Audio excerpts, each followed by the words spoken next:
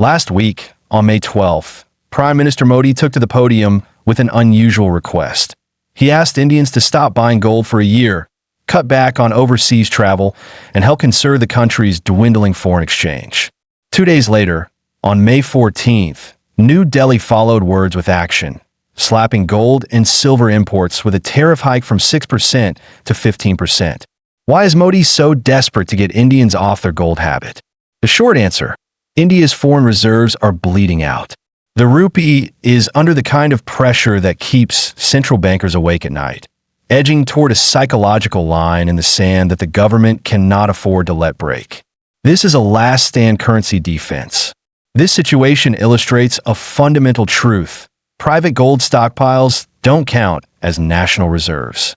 Ordinary Indians have no interest in absorbing the government's financial pain. And for his part, Modi has no interest in playing along with their instinct to hedge.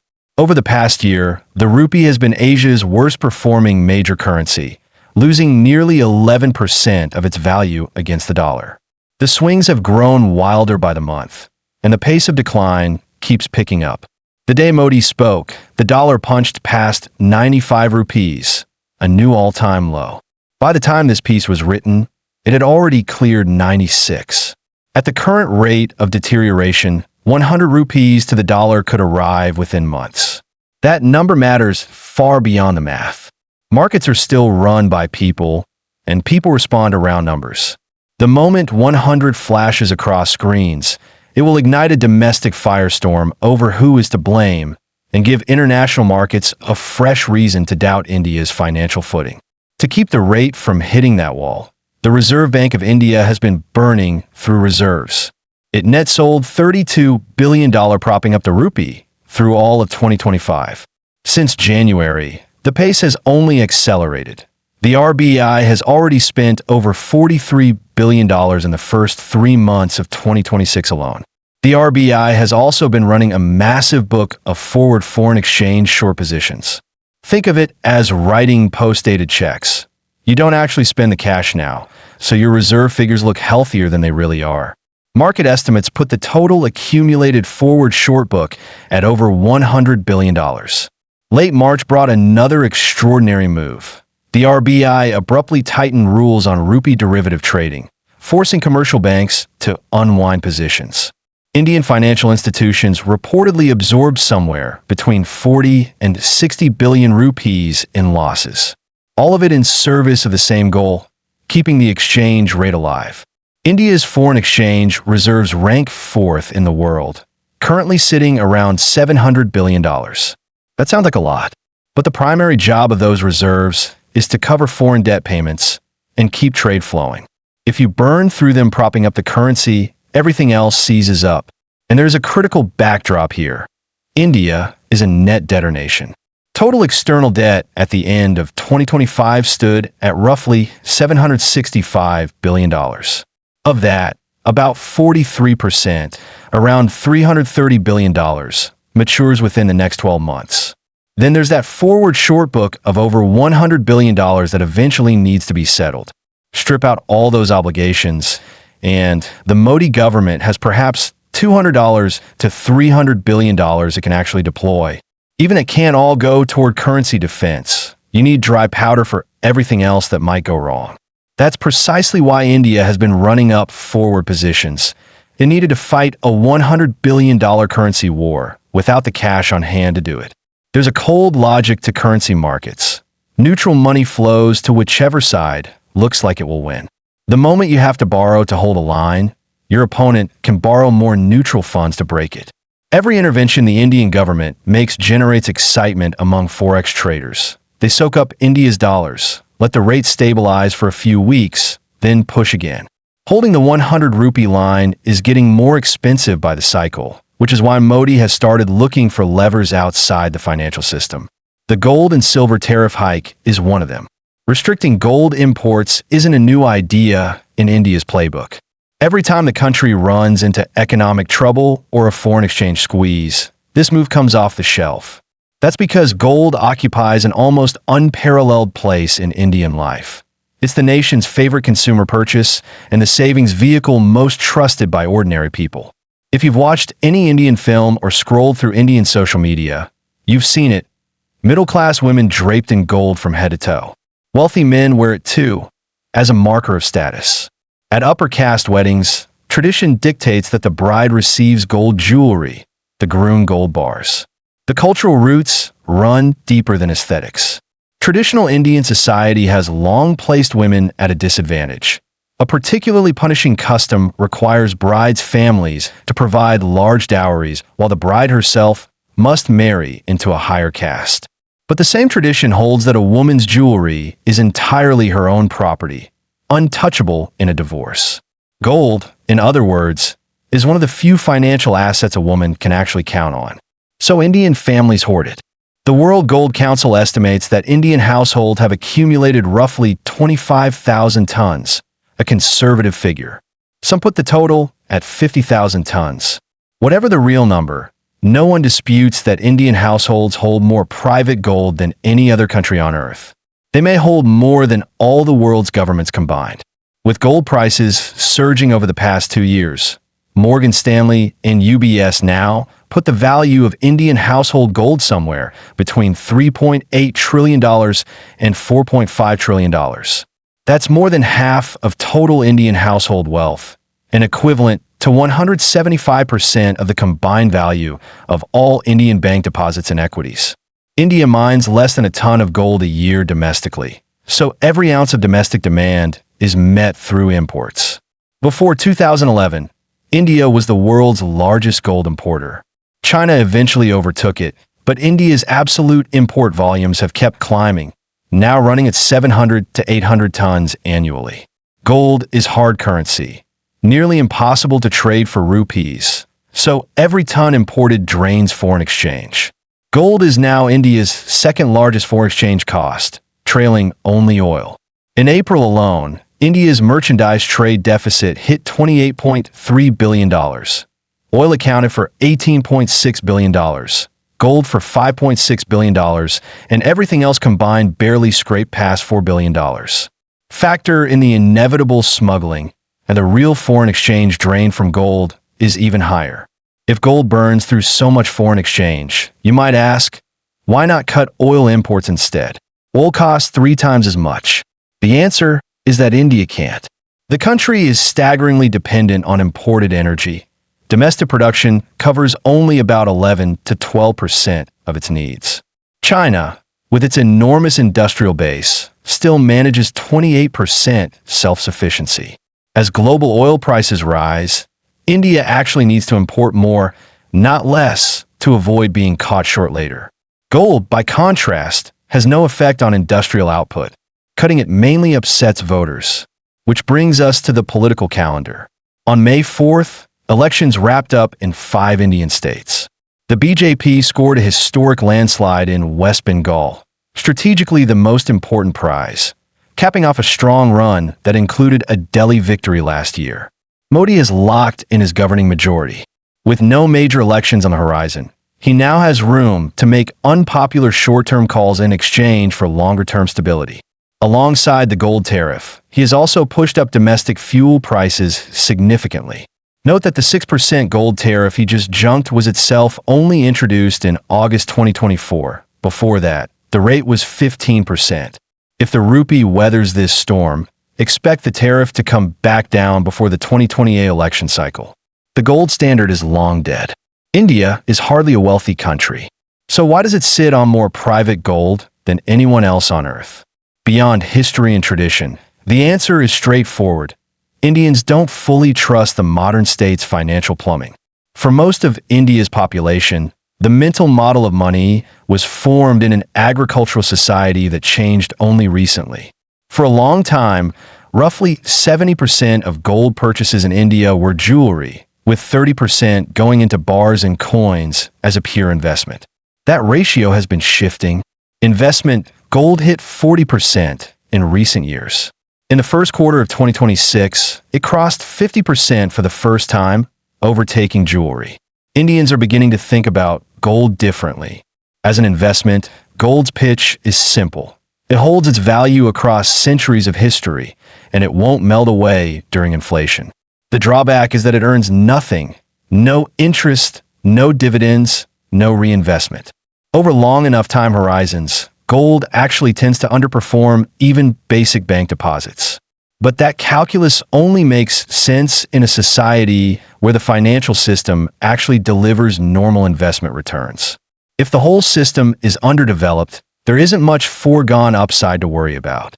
And if the currency steadily loses purchasing power while cash usage gets restricted, the appeal of something that simply holds its value becomes overwhelming. That describes India today. In 2025, Home Minister Amit Shah noted that before 2014, roughly 600 million Indians had no bank account at all. After a decade of government promotion, 530 million new accounts were opened, just barely enough to put at least one account in every household. Yet 130 million of those accounts sit dormant. A World Bank report from the same year found that 16% of Indian adults still don't have an active account, partly because there simply aren't enough bank branches. Even those with active accounts don't much trust them. Since independence, the rupee has been in a slow, relentless decline, steadily eroding paper currency's edge over gold. India's benchmark interest rate has bounced between 4% and 8% over the past 2 decades, currently at 5.25%, just barely keeping pace with real inflation. Then there was 2016, when Modi abruptly wiped out the entire national currency overnight. The stated goal was to flush out black money, but the collateral damage was real. Some ordinary people lost savings they couldn't get back. Now, with the rupee sliding against every major international currency, gold that pays no interest still looks better than rupees that keep losing value. Add the psychological comfort of thousands of years of historical precedent, and it's no mystery why Indians reach for gold over the rupee. The idea that currency can work as a productive investment, earning real returns, is a relatively new feature of industrial economies. For most of human history, agricultural societies were economically stagnant, with almost no investment opportunities to speak of. Ancient financial institutions, the predecessors of today's banks, charged depositors a storage fee rather than paying interest. In that world, hoarding your most durable currency at home was the rational choice. Most of India's population only left that world within the last generation, many not until after Modi came to power. It shouldn't be surprising that digital rupees still don't feel real to them. With foreign capital now squeezing the rupee, the rush to buy gold is entirely predictable. Gold is the world's original hard money. When modern economies hit the wall, when they can't meet external payment obligations, governments sometimes turn to the private sector's gold as a last resort. The textbook example is South Korea during the 1997 to 98 Asian financial crisis. Korea's export-driven economy took a direct hit, and to avoid a sovereign default, the government launched a national gold drive, asking citizens to sell or donate gold to shore up foreign reserves. 3 million South Koreans came forward with over 200 tons, raising more than $2 billion. Gold prices have gone through the roof. India's private gold hoard is now worth several trillion dollars. If the rupee collapses, could Modi just seize it? India's private gold exceeds the combined official reserves of every government on Earth and dwarfs the Indian government's own foreign exchange position. In theory, that's extraordinary crisis capacity. In practice, it belongs to private citizens, and Modi has no way to get his hands on it. Look more closely at the South Korea story. Koreans had just gone through democratic transition and were running high on industrial-age confidence and national pride. Even so, by Forbes estimates, what was donated and sold represented barely 10% of private gold holdings. The government knew better than to push harder. In the end, Seoul had to go to the IMF and sign a painful bailout agreement. The most successful gold seizure in modern history is probably Franklin Roosevelt's 1933 executive order, issued at the depth of the Great Depression. With some exceptions for industry, medicine, art, and collectibles, Americans were limited to $100 in gold coins. Everything else had to be surrendered to Federal Reserve banks at the official price. The Gold Reserve Act of 1934 went further, banning private gold ownership outright, a prohibition that technically stayed on the books until 1974. Yet even with the full force of the U.S. government behind it, Roosevelt's order recovered less than 95 tons of gold, roughly one-fifth to one-quarter of what was privately held. Historians and economists consider this the most successful private gold confiscation in world history. And the reason it worked was not American law-abidingness. It was that the US dollar in the 1930s was already one of the hardest currencies on earth. Americans who handed over gold for dollars didn't feel like they were being robbed. Given all of that, whether through moral suasion or outright coercion, governments are historically terrible at extracting private gold. India's ethnic and regional fault lines run far deeper than South Korea's, and Modi's offer to gold holders is nowhere near as credible as Roosevelt's was. The most optimistic scenario is that India might recover 5% of private gold. 5% of $4 trillion is $200 billion, roughly equal to Modi's entire available war chest. But the political and administrative cost will be almost incalculable. Even if Modi had a 100% approval rating today, confiscating gold would almost certainly cost him his parliamentary majority. Modi has tried a softer version of this. A few years ago, the Indian government rolled out a gold monetization scheme. Deposit your gold in a bank for a fixed term, get it back at the end, and earn interest in rupees in the meantime. The idea was to channel private gold into the financial system and close some of the investment and foreign exchange gap. Almost no one took them up on it. So for the Indian government, a mountain of private gold provides essentially no protection against a crisis. It can't be reached. With the rupee now under serious attack, raising import tariffs to slow the gold drain on foreign exchange is the only realistic lever available. So what's the most likely way this rupee crisis plays out? Not well. India is facing two kinds of trouble simultaneously: a fire that needs putting out right now, and a structural rot that no one has a plan for. At the most basic level, currency depreciation is driven by trade and investment deficits. Spend more than you earn, and you have to make up the difference with foreign exchange reserves. When those thin out and other countries aren't willing to accept your currency or goods at the current rate, you have to devalue, and that's the depreciation. Most people know that India runs a chronic merchandise trade deficit. In the fiscal year just ended 2025 to 26, that deficit topped $330 billion. A gap that large needs to be filled from somewhere, and India has been filling it mainly with services trade surpluses and investment inflows. On the services side, India ran a surplus of $213 billion in the same year, covering about two-thirds of the merchandise shortfall.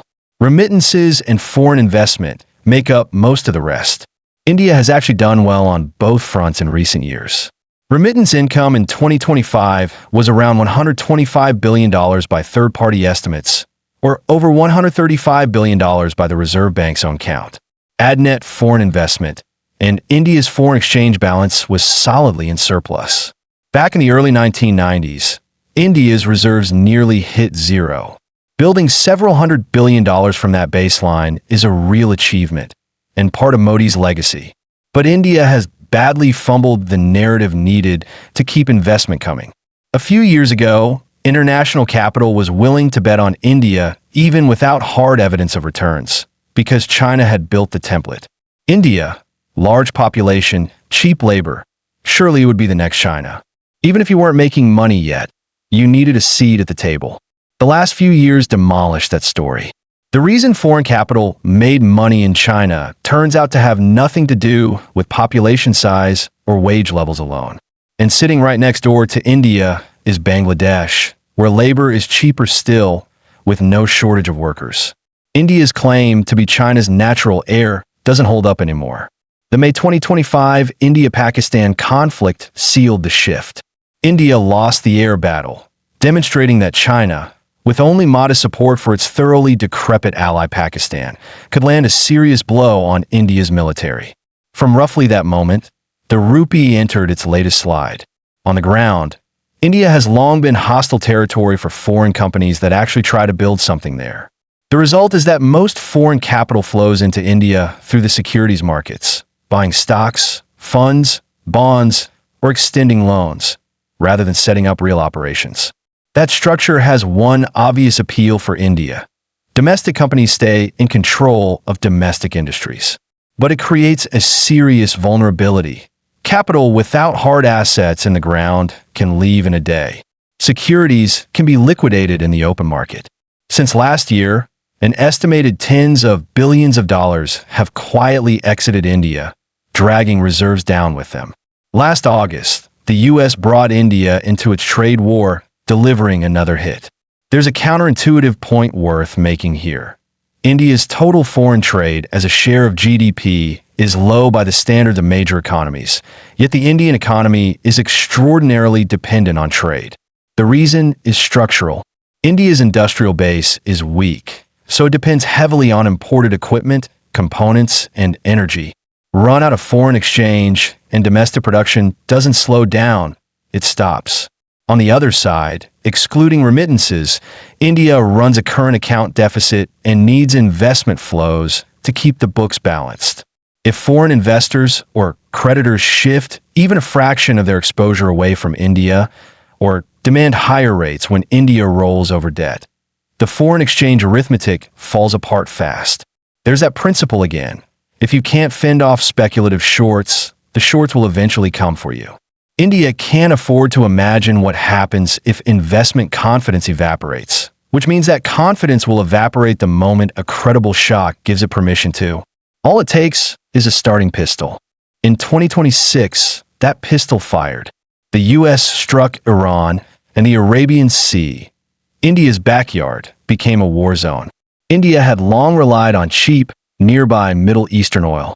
With the U.S. and Iran trading blockades of the Strait of Hormuz, oil prices spiked and tankers already contracted by India couldn't deliver. Merchandise imports jumped from $59.6 billion in March to $72 billion in April. At the same time, the Gulf states are the single largest destination for Indian migrant workers, accounting for about 40% of all remittance income. With war in the Gulf and construction projects frozen, estimates of the remittance hit range from 10% to 20% of the total, translating to a $10 to $20 billion annual shortfall. Together, the oil shock and the remittance squeeze triggered the immediate exchange rate crisis and handed international capital a clean, documented reason to bet against India. Those pressures are the immediate fire. The structural rot runs deeper. While China earned the title world's factory, India became the world's back office.